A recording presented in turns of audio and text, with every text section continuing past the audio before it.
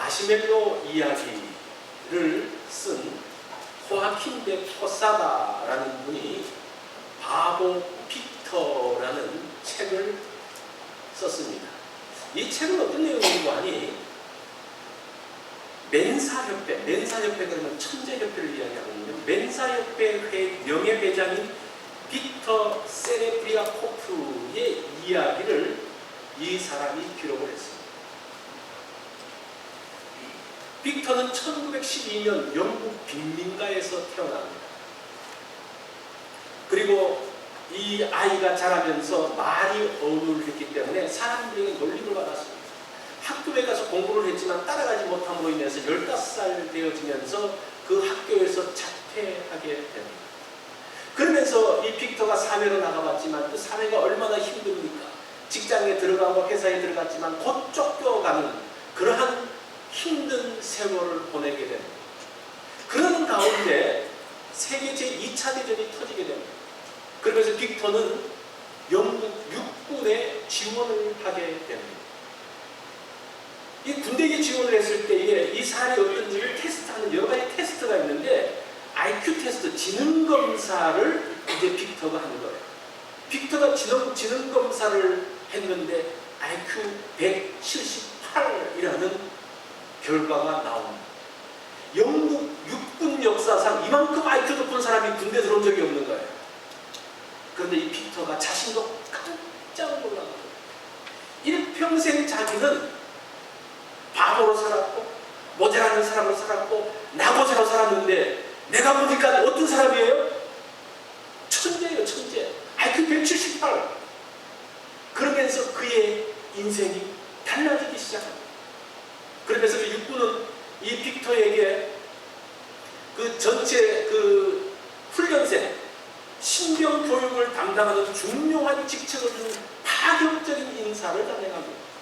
그런데 이 사람이 그 일들을 잘 감당해내요. 잘 감당해내는 것을 보면서 이 영국 육군에서 장교를 제안을 하면서 군대에 오래 있으라고 이야기합니다. 그러나 이 빅터는 그 자리를 거절하고 자기가 옛날에 다녔던 목재 회사에 다시 취업을 하게 됩니다.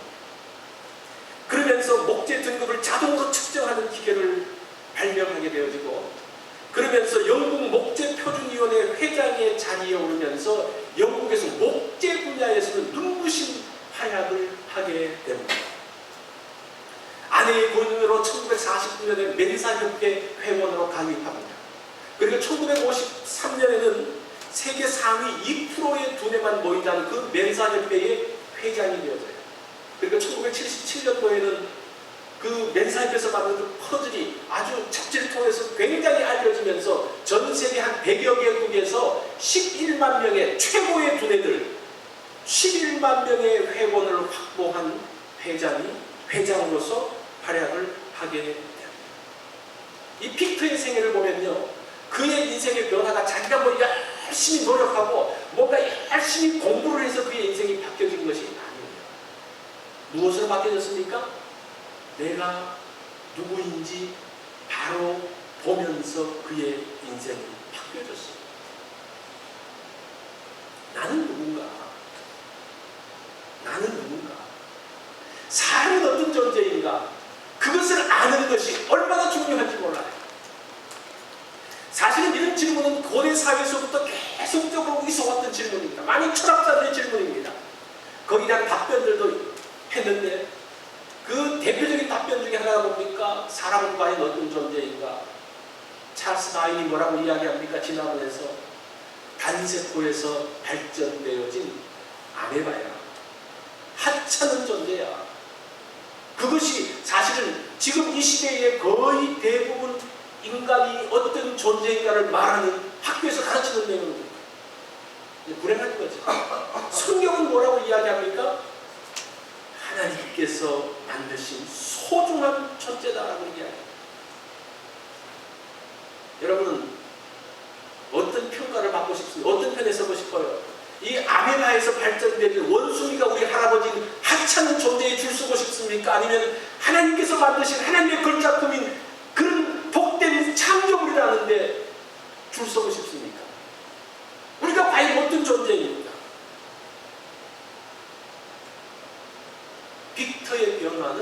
내가 어떤 사람인지를 알면서 그의 인생이 새롭게 시작됐다는 것을 기억하십시오. 여러분들이 이전에 나에 대해서 어떤 생각들을 가졌든지 간에 오늘 이 말씀을 통해서, 오늘 이 시간을 통해서 내가 과연 어떤 존재인지를 이 시편 8편의 말씀을 통해서 다시 한번 깨닫는, 그래서 내가 어떤 사람인지를 아는 그런 기회가 되어지기를 바랍니다. 여러분 기대되지 않습니까? 이 말씀을 준비하는데 굉장히 가슴이 막 벅차요. 내가 어떤 사람인지 하나님께서 보여주시는데 얼마나 놀라운지 몰라요. 오늘 시편 2편은 그것에 대한 질문과 답변을 하고 있습니다. 사람이 무엇이기에 주께서 그를 생각하시며 인자가 무엇이기에 주께서 그를 돌보십니까? 도대체 그 인간은 누굽니까? 5절에 뭐라고 이야기해요? 그를 하나님보다 조금 못하게 하시고 영화와 존귀로 관치우셨느니라. 하나님보다 조금 못하게 했다 그래가지고 이 파스칼은 이렇게 사람을 등급을 매겨서 하나님 짐승 그 가운데 사람이다 이렇게 해석하면요 아무것도 아니에요. 이건 성경을 사실 잘 몰라서 그래요. 여기서 조금 못하게, 조금이라는 말은 정말 조금 뭐 거의 비슷한 그런 뜻이에요. 제가 그 자세한 설명은 제가 나중에 또 하겠습니다. 자, 그러한 존재로 우리를 만드셨다는 것. 그래서 오늘 제목이 뭡니까? 존귀한 자화상. 이 자화상이라는 것이 자기를 그리는 거잖아요. 그렇죠? 내 그림을 그리는데 여러분 어떻게 그림을 그리고 있습니까? 나를 어떻게 생각하고 있습니까? 빅터처럼, 바보 빅터로, 하찮은 빅터로, 늘 뒤처지는 빅터로 자기의 인생의 그림을 그려왔습니까? 오늘 이 말씀을 보면서 우리의 자화상이 바뀌어지기를 바랍니다. 하나님께서 말씀하시는 그 말씀을 듣고 나의 자화상을 다시 한번 그려보는 그러한 복된 시간이 되어지기를 원합니다. 영국 육군이 빅터에게 너 IQ 178이야. 그 한마디 듣고요. 자기가 존경하는 사람인 줄 알았어요. 자기가 대단한 사람인 줄 알았어요. 그 인생이 바뀌었어요. 여러분 하나님이 여러분들에게 너는 어떤 사람이야 라는 사람을 들어보십시오. 그래서 그것을 통해서 내가 어떤 존재인지를 다시 한번 깨닫는 시간이 되어지기를 바랍니다. 오늘 시편 8편은 두 개의 부분으로 나눠져 있습니다. 1절부터 3절은 주의 영광에 대한 이야기를 하고 있습니다. 4절부터 9절은 사람에 대한 찬양을 하고 있습니다.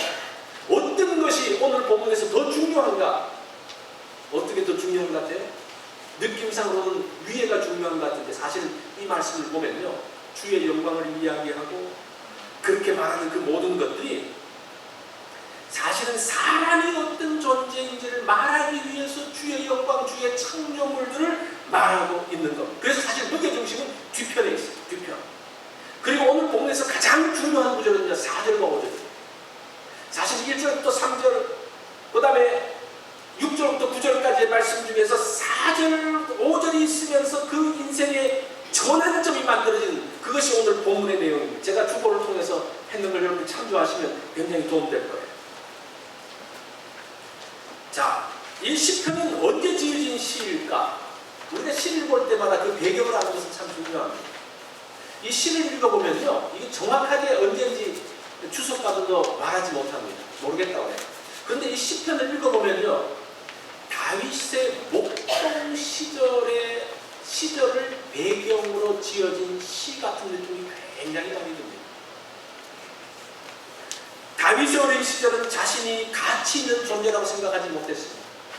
하찮은 존재라고 생각을 했습니다. 그 사무엘이 하나님의 명령을 받아서 이제 이새의 아들들 중에서 왕을 세우라는, 왕에게 기름을 부으라는 명령을 받고 베들레헴으로 가잖아요. 그래서 이 다윗의 형들이 얼마나 뛰어나고 출중한 사람이었는고 하니 사무엘 앞으로 첫째 아들이 쫙 오니까 키도 크고 얼굴도 잘생긴 걸 보면서 사무엘이 어떤 생각을 합니까? 이야, 이 사람 왕감이다. 그러면서 막 기름을 부으려고 그랬어요. 그래서 하나님께서 뭐라고 그러십니까? 잠깐 아니야. 그래서 그 형들이 굉장한 사람들이었어요. 근데 그 아버지가 그 막내 아들은 부르지도 않잖아요. 이거는 뭐 우리 큰 아들부터 이렇게 쭉 아니 이거는 되지도 않아요. 아예 그냥 예선 탈락시킬 정도로 그렇게 있었던 사람. 하찮은 모든 일들을 도맡다고 했던 그 막내 아들이 바로 다윗이었어요. 다윗이 이제 양떼를 치기 위해서 이제 들판으로 가죠. 양떼들과 함께 있으면서 그 들판에서 하룻밤을 지새우게 됩니다. 그 하룻밤을 지새우면서 하늘의 달과 별을 보면서 그렇게 이야기를 하고, 과연 나는 어떤 존재인가? 하나님이 지으신 이 많은 창조물들을 보면서 과연 나는 어떤 존재인가? 왜 이것이 밤이라고 생각합니까? 여기 보면요, 3절에 보면 주의 손가락으로 만드신 주의 하늘과 주의 베풀어 주신 달과 별들을 내가 보니. 다윗이 하늘을 보면서 뭐 창세기처럼 해와 달과 별을 본다고 말하지 않고 뭐를 말해요? 달과 별을 본다고 이야기해요. 아마 그때에 느꼈던 그 시상, 그 다윗의 그 상황들이 어떤 것인지 우리가 알 수가 있습니다. 그리고 이 시편 8편은 깃딧이라고 이야기해요. 깃딧에 대한 해석이 많은데 그 중에 하나가 무엇인가니 초막절에 부르는 노래다라는 그런 뜻이 있어요. 초막절이 뭡니까? 이스라엘 백성들이 40년 동안 있었던 것을 기억하면서 그 초막절이 되어지면 사람들이, 이스라엘 백성들이 다 밖에 나가서 집에서 나와서 들판에서 텐트를 치고 있습니다. 텐트를 치고 하늘을 보면서 또 이 자연을 보면서 있으면서 불렀던 노래가 바로 이 깃딧 찬송이라는 것. 그것을 봤을 때에 아마 다윗이 그런 목동 시절에 하늘의 밤하늘을 보면서, 우리가 언제 밤하늘을 봅니까? 여러분 최근에 달을 본 적 언제 있습니까? 별 본 적 있어요? 바빠서 본 적이 없어요. 너무 울적할 때, 힘들 때 한 번씩 쳐다보고 그러죠. 다윗이 그러한 상황이었다는 겁니다. 그런 상황 가운데서 본 내용. 그리고 시편 8편은 2인칭시라고 했죠. 제가 아까 말씀드렸던 것처럼 2인칭이신데 여호와 우리 주여, 요거는 그냥 그대로 여호와, 야훼, 엘로힘 이렇게 나와요. 야훼, 엘로힘 그러면서 주의 이름이라는 것은 당신의 이름이 이렇게 되어 있어요. 여기서 여호와 우리 주라는 단어를 빼고 나머지 다 주는 당신으로 번역해야지 정확한 번역이에요. 근데 이제 한글 번역이 당신이라는 게 좀 그래서 아마 주라고 번역한 것 같은데, 당신의 이름이, 당신의 영광이, 당신의 대적으로, 이 2인칭시라는 것은 무엇인가니, 여러분 시는 보통 주라고 그러면 3인칭이잖아요. 아, 주님, 또 누구, 당신, 뭐 누구, 그대 다 3인칭인데 당신이, 시를 쓸 때 당신이라고 말하는 것은 대화하는 거예요. 지금 여기서 다윗이 하나님까지 뭐 하고 있는 겁니까? 대화하고 있는, 이 시가 대화예요. 대화는 뭡니까? 기도예요. 다윗이 하나님과 기도하는 그러한 부분들로서 지금 이 시편 8편이 만들어지는 거예요. 그래서 우리가 그런 뉘앙스를 가지고 시편 8편을 보면요, 많은 것들이 달라져요. 자, 이것을 여러분들이 기억을 하시고 우리가 한번 시편 8편을 보시기 바랍니다. 사람은 과연 어떤 존재인가? 나는 과연 어떤 존재인가? 오늘 본문이 두 가지를 말합니다. 인간은 어떤 존재인가? 존재에 대한 설명을 하나, 두 번째는 인간은 그러면 이 존귀한 존재는 어떤 일을 하는가? 그 두 가지로 제가 오늘 말씀을 드리려고 합니다. 거기에 하나 더 붙이면 이건 조금 이따 이야기할게요. 자, 사람은 어떤 존재인가? 한마디로 말하면요, 4절이에요. 4절. 사람은 누군가? 4절을 보면요, 다윗이 사람이 무엇이간데, 인자가 무엇이간데 그러죠. 이 사람이라는 뜻이 무엇인가 하니 에노시라는 단어를 쓰는데 깨어지기 쉬운 존재 그런 뜻이에요. 깨어지기 쉬운, 부패하기 쉬운, 죽기 쉬운 그런 약한 존재들. 그리고 인자가 무엇이긴데라는 단어는 벤 아담이라는 단어를 쓰는데 흙의 아들이라는 뜻이에요. 흙으로 와서 흙으로 돌아가는 하찮은 존재. 사실은 다윗이 질문을 할 때 사람이 누굽니까? 인자가 누굽니까? 라고 묻는 그 다윗이 생각하는 그 존재의 의미는 뭡니까?